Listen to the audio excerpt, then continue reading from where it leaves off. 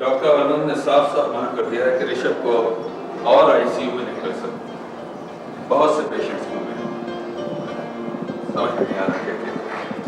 Sir, मुझे लगता है इस बच्चे को वापस ग्रीन फील्ड्स ले चलते हैं।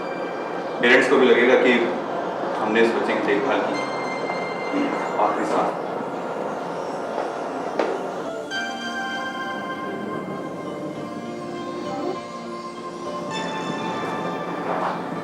Hello mister Mathur. Mister Mathur ऐसा करते हैं कि ऋषभ को ग्रीन फील्ड वापस ले चलते हैं। हम हैं ना, हम कोई ना कोई इलाज ढूंढ निकालेंगे। देखो बेटा, सोचो मत, वक्त बहुत कम है, उसे डॉक्टरी केयर की जरूरत है। हम उसे वहीं रखेंगे, चाहे उसे सारी उम्र वहीं क्यों ना रहना पड़े।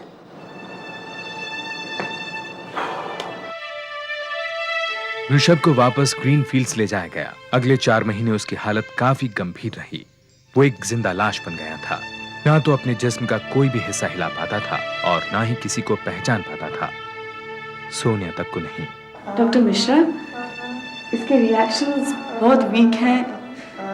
मैं ये भी नहीं जानती कि ये मुझे पहचान भी पा रहा है कि नहीं। इतनी स्लो रिकवरी होगी। मिसेस माथुर, ऋषभ के इम्प्रूवमेंट में अब ज्यादा गुंजाइश नहीं है। डॉक्टरों के जवाब दे देने के बावजूद अगले चंद महीनों में ऋषभ की हालत में सुधार होना शुरू हुआ। बहुत मामूली सा ही सही, पर शुरू हुआ। आहिस्ता आहिस्ता उसके सपोर्ट सिस्टम हटा दिए गए। रंजीत वापस काम पर जाने लगा। सोनिया हॉस्पिटल में पूरे वक्त ऋषभ के साथ रहती थी। ओह सिस्टर, सुसु कर दी फिर से। आज तो चेंज करेंगे ना स्पंज के बाद शीट सिस्टर। ऐसा कैसे हो सकते हैं? हर 2-2 घंटे में शीट नहीं चेंज कर सकते। ऋषि बाबा आप भी करते हैं? हाँ सिस्टर, आपको पता है इसकी क्या हालत है? ये 2 महीने के बच्चे जैसे, इसके होश भी नहीं है और गंदे में पड़ा रहेगा फिर से। ऋषि बाबा भी ठीक करते हैं। सिस्टर आज प्लीज चेंज कराइए शीट। तूने खाया ला तो अपने घर से ला दो शीट। ऋषि बेटा अभी ठीक करते हैं।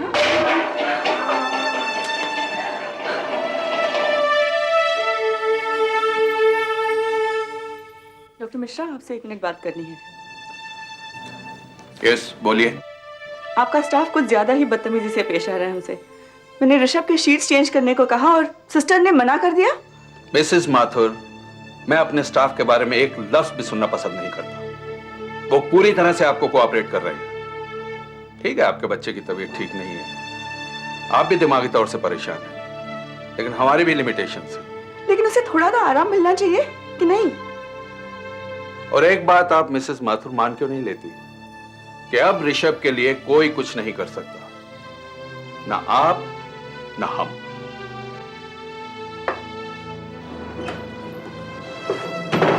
हाय, ऋषभ कैसा?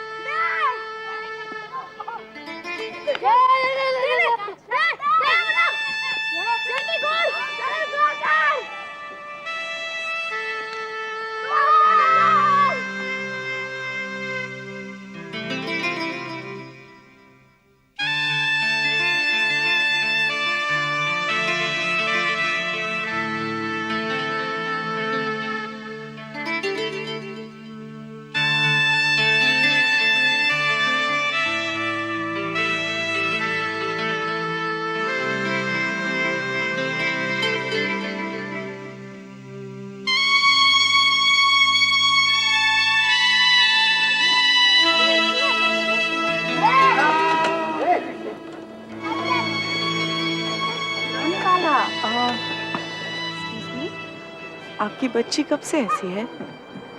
मुझे गलत मत समझिए। मेरा बेटा 1 साल से हॉस्पिटल में पड़ा हुआ है। वो चल नहीं सकता, बोल नहीं सकता, अपने आप खाना नहीं खा सकता, कुछ नहीं कर सकता। देखिए, हमारी ज्योत्सना बचपन से ही ऐसी थी। जब वो काफ़ी छोटी थी तभी से हमने उसको एक अच्छे थेरेपिस्ट को दिखाया। आप क्यों नहीं अपने बेटे को एक अच्छे थेरेपिस्ट को दिखाती? वो ज़रूर ठीक हो जाएगा। Thank you. Sorry Mrs Mathur, हम किसी आउटसाइडर को अलाउ नहीं करते। अगर ट्रीटमेंट में कुछ गलती हो गई तो बदनामी तो हमारी होगी। मगर ऋषभ के लिए वक्त बीतने के साथ साथ अस्पताल वालों का व्यवहार उनके साथ बहुत बेरुखा और अपमानजनक होता जा रहा था। रंजीत और सोनिया ने महसूस किया कि डॉक्टर मिश्रा आहिस्ता आहिस्ता सारी सुविधाएं हटाते जा रहे थे। ऋषभ को अस्पताल में रहते 1.5 साल बीत चुका था।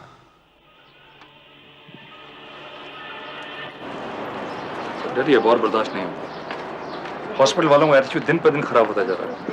रंजीत, ऋषभ को घर ले आओ। घर तो ले आए डैडी, लेकिन खर्चा कौन उठाएगा? सोनिया कब तक ऋषभ को संभालेगी? और पता नहीं कब डॉक्टर की जरूरत पड़ जाए। तो कर क्या सकते हैं? They are very powerful. पहले तो उन्होंने ऋषभ का यह हाल कर दिया, फिर उसकी देखरेख के नाम पर हमें यहाँ 1.5 साल से रखकर अपना मोहताज बना रखा है। रोज हमें इल ट्रीट करते हैं और हम कुछ नहीं कर सकते। कुछ करना चाहते हो तो केस करो उन पर। अपने पिता की राय मानकर रंजीत ने कोर्ट में जाने का फैसला कर लिया। पूछताछ करने पर उसे राघवपुरी के बारे में मालूम चला, जो इस तरह के मुकदमों के लिए बहुत मशहूर थे।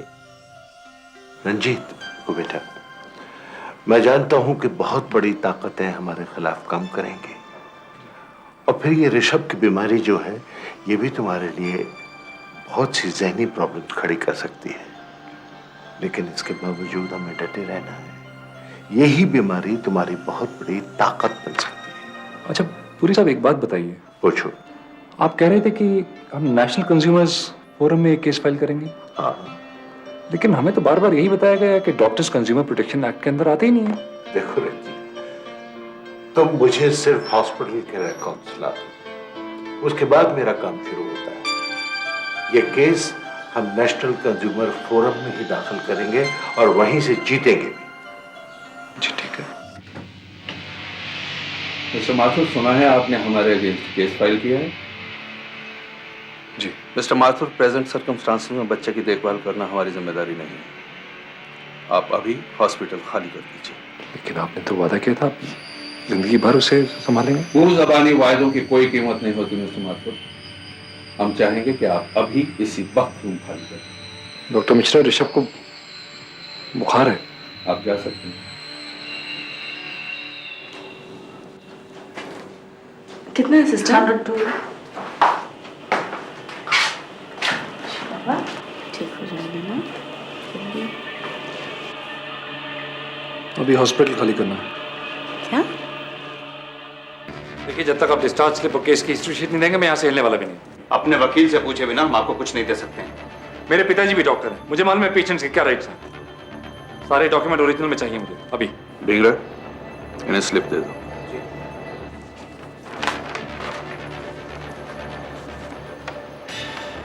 इसमें बुखार का कुछ मेंशन नहीं है। देखिए, आपको स्लिप चाहिए थी, हमने स्लिप दे दी है।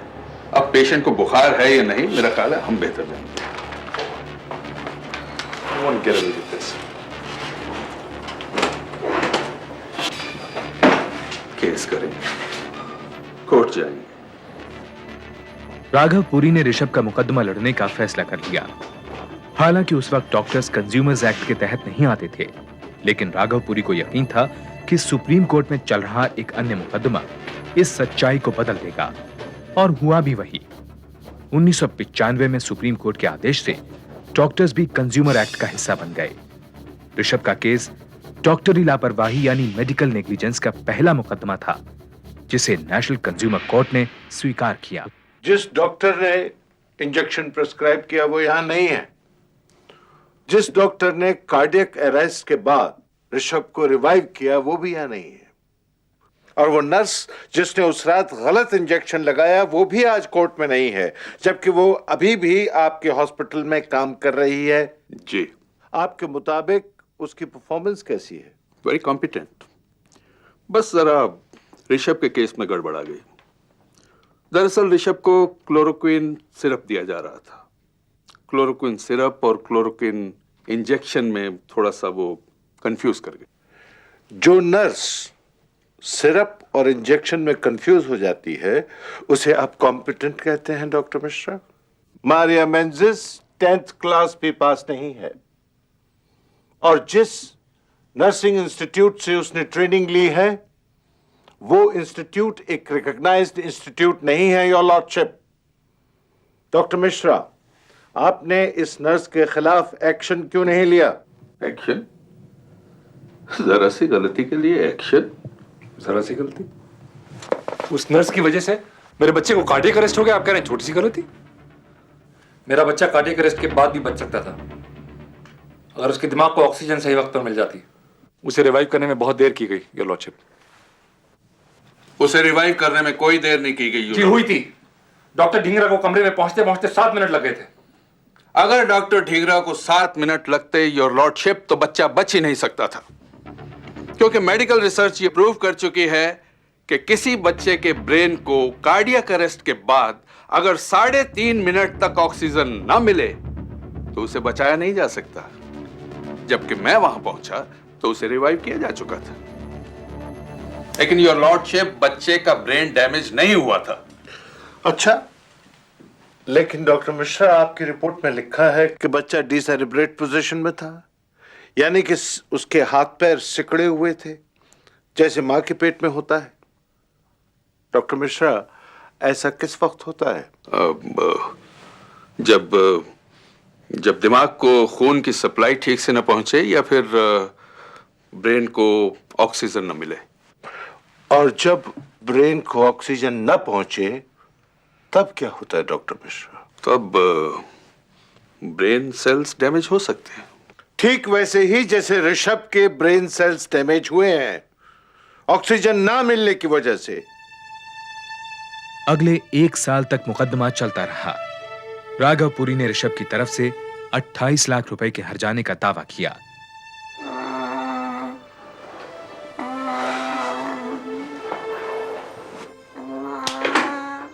ऋषभ की जिंदगी का अब कोई भी क्रम नहीं था। वो रात रात भर जागता रहता। सोनिया और रंजीत उसकी देखभाल बारी बारी से किया करते थे। तमाम किस्म की थेरेपीज भी ऋषभ को कोई लाभ नहीं पहुंचा पा रही थी।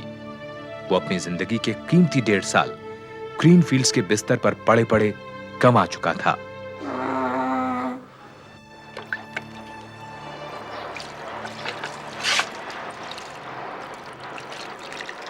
ऋषि, पौधा देख रहे हो? थोड़ी दिन के बाद थोड़ा और बड़ा हो जाएगा, फिर इसमें फूल आएंगे। तुम देखोगे ना उसको?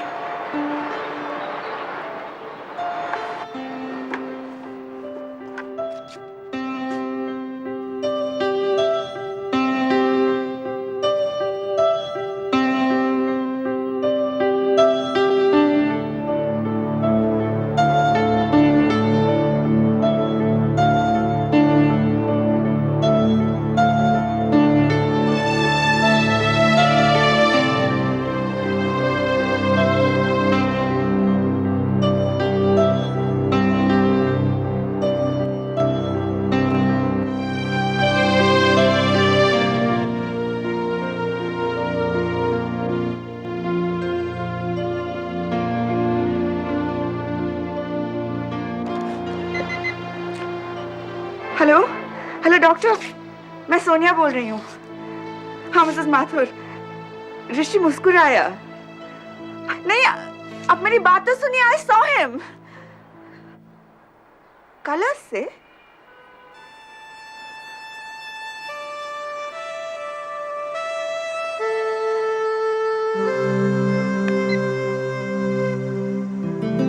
सोनिया जान गई कि चमकदार तेज रंग देखकर ऋषभ रिएक्ट करता है।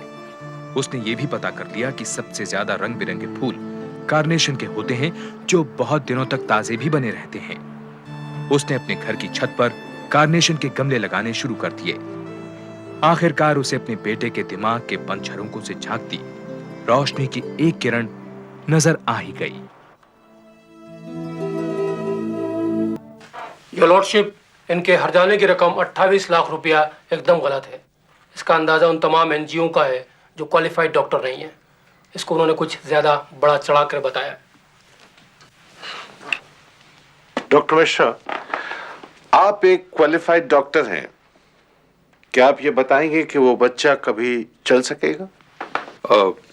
मैंने बच्चे को काफी देर से देखा नहीं है, इसलिए मैं कुछ कह नहीं सकता। क्या वो बच्चा कभी बात कर सकेगा? मैं नहीं जानता। डॉक्टर मिश्रा, ऋषभ अभी सिर्फ 12 साल का है। उसके सामने उसकी पूरी जिंदगी पड़ी हुई है। आप अदालत को साफ साफ ये बताइए कि क्या वो बच्चा कभी नॉर्मल हो सकेगा, आत्मनिर्भर हो सकेगा? यकीनन। आपका यकीन बेबुनियाद है। वो बच्चा अब कभी बात नहीं कर सकेगा, कभी चल नहीं सकेगा, कभी नॉर्मल नहीं हो सकेगा। योर लॉर्डशिप, वो बच्चा एक जिंदा लाश है। फिर भी वकील साहब फरमाते हैं कि ये फिगर अनरियलिस्टिक है। आई थिंक ऐसे बच्चे को विकलांग केंद्र भेज देना चाहिए। एक जिंदा लाश पर इतने पैसे खर्चे करना बिल्कुल बेमतलब है। और मिस्टर पुरी, आज तक अदालत में एक भी ऐसा डॉक्टर पेश नहीं कर पाए हैं जो 3 अप्रैल 1993 की रात को हुई घटना की तस्दीक कर सकें। मेरे पिता टेस्टिफाई कर चुके हैं और वो डॉक्टर हैं। वो इनके पिता है, इसलिए उनकी बात का विश्वास नहीं किया जा सकता। डॉक्टर चौधरी, आप वहां थे उस रात? आपने ऋषभ को एग्जामिन किया था? हाँ, उसको बहुत बुरी तरह से हैंडल किया गया था। तो फिर यही बात आपको कोर्ट में कहने में क्यों? नहीं रंजीत, कोर्ट में कहना तो बहुत मुश्किल है, और वो भी एक फेलो डॉक्टर के खिलाफ गवाही देना तो। आपके फेलो डॉक्टर? इसी दौरान रंजीत ने तय किया कि वो पूरी मेडिकल कम्युनिटी और महत्वपूर्ण हस्तियों से मदद की अपील करेगा। तकरीबन सभी डॉक्टरों ने अपने साथी डॉक्टर के खिलाफ गवाही देने से इनकार कर दिया। They'll have to own up. देखो, ग्रीनफील्ड्स के मालिक डॉक्टर मिश्रा मेरे पर्सनल फ्रेंड हैं। तो उनको बच्चों को मारने की आजादी है क्या? लोगों की जान से खेलने की आजादी है? देखो, हमारी सिंपैथीज आपके साथ हैं। आपकी सिंपैथीज नहीं चाहिए हमें। आप एक बात बताएंगे मिस्टर माथुर, ऋषभ माथुर के दिमाग के अलावा उनके शरीर के कौन से हिस्से काम कर रहे हैं? I mean liver, lungs, kidney. आप अजीब उल्टी बात कर रहे हैं। Your lordship, brain is the central organ of the body, जो कि बाकी सब पार्ट्स को कंट्रोल करता है। मेरा बेटा चल नहीं सकता, खड़ा नहीं हो सकता, बात नहीं कर सकता। आप पूछ रहे हैं उसके जिस्म के बाकी हिस्से काम करते हैं या नहीं? हाँ, ये सच है कि उसके जिस्म के कुछ हिस्से काम कर रहे हैं। लॉर्डशिप, मिस्टर माथुर के स्टेटमेंट अदालत में रिकॉर्ड किए जाएं कि उनके बेटे के जिस्म के कुछ हिस्से काम कर रहे हैं। इस किस्म के कोई भी स्टेटमेंट्स दर्ज नहीं किए जाएंगे। इनका कंपेंसेशन केस से कोई ताल्लुक नहीं है। मिस्टर माथुर, आपको पता है कि ग्रीनफील्ड के डॉक्टरों की लापरवाही की वजह से आपके बेटे की हालत हुई, तो फिर आप वहां पर क्यों गए? आपने उसे 1.5 साल तक वहां पर क्यों रखा? Lordship, we couldn't stop hoping. Doctor Anand ने भी जवाब दे दिया था। तो क्या हम ऋषभ को वहीं मरने को छोड़ देते? ऐसे हालात में डॉक्टर मिश्रा का ऑफर आया तो हमें लगा शायद वाकई उन्हें अपनी गलती का एहसास हुआ। शायद सचमुच वो हमारी मदद करना चाहते हैं। इस ऑफर के पीछे उनका क्या मकसद था हम समझ नहीं पाए। लॉर्डशिप, डॉक्टर मिश्रा का ऑफर हमारे लिए आखिरी उम्मीद थी, ऋषभ के लिए आखिरी उम्मीद थी। और आपने उन्हें एक पैसा भी नहीं दिया और अपने बेटे को 1.5 साल तक ग्रीनफील्ड हॉस्पिटल में रखा। 1 मिनट, मैंने इनसे बिल मांगा था योर लॉर्डशिप, लेकिन उन्होंने कभी बिल दिया ही नहीं। डिस्चार्ज के वक्त भी मैंने उनसे बिल मांगे तो बोले कि 2 दिन में आपको बिल भेज देंगे। उसके बाद भी मैं फोन करता रहा, लेकिन उन्होंने बिल ही नहीं दिया। योर लॉर्डशिप, मिस्टर माथुर ने ग्रीनफील्ड हॉस्पिटल की सर्विसेज का कोई पेमेंट नहीं किया, इसलिए कंज्यूमर प्रोटेक्शन एक्ट के तहत उन्हें इस अदालत में मुकदमा दायर करने का कोई हक नहीं है। योर लॉर्डशिप, जब ऋषभ को हॉस्पिटल में एडमिट कराया था तो वो बीमार था, लेकिन हंसता था, बात करता था, अपनी तकलीफ बता सकता था। वहां इन्होंने उसका इलाज किया और अब वो जिंदा होकर भी जिंदा नहीं है, कुछ महसूस नहीं कर पाता। हमारा सब कुछ उजाड़ कर भी इन लोगों को शर्म नहीं आ रही है और हम लोगों से इस तरह के सवाल किए जा रहे हैं।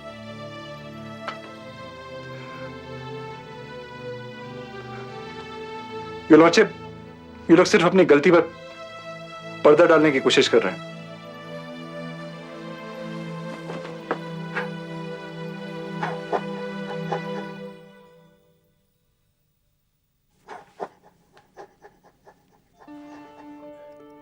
ये अदालत इस नतीजे पर पहुंची है कि जस्टिस नाथ के मुताबिक नर्स मारिया मेनेजेस और डॉक्टर ठींगरा ने अपना फर्ज बहुत ही गैर जिम्मेदाराना ढंग से निभाया। डॉक्टरों की लापरवाही के इस मुकदमे में उन्होंने आज तक के सबसे अधिक मुआवजे के आदेश दिए। ऋषभ माथुर को 12.5 लाख और उसके माता पिता को अस्पताल की लापरवाही की वजह से पैदा हुई दिमागी तकलीफ के लिए 5 लाख रुपए। ग्रीनफील्ड्स ने यह हर्जाना देने से इनकार कर दिया। करना क्या है, बस इस फैसले के खिलाफ सुप्रीम कोर्ट में अपील करेंगे। सुप्रीम कोर्ट ने फैसला दिया कि अगर किसी बच्चे का इलाज अस्पताल में हो रहा हो तो उसके साथ उसके माँ बाप भी कंज्यूमर माने जाएंगे। एक तरह से यह फैसला पूरी मेडिकल कम्युनिटी के लिए एक संदेश था कि डॉक्टर मरीज के संबंधों में डॉक्टरों को अपनी सुपीरियरिटी का नाजायज फायदा नहीं उठाना चाहिए। सुप्रीम कोर्ट ने ऋषभ और उसके माता पिता को हर्जाना दिए जाने के कंज्यूमर कोर्ट के फैसले को बरकरार रखा।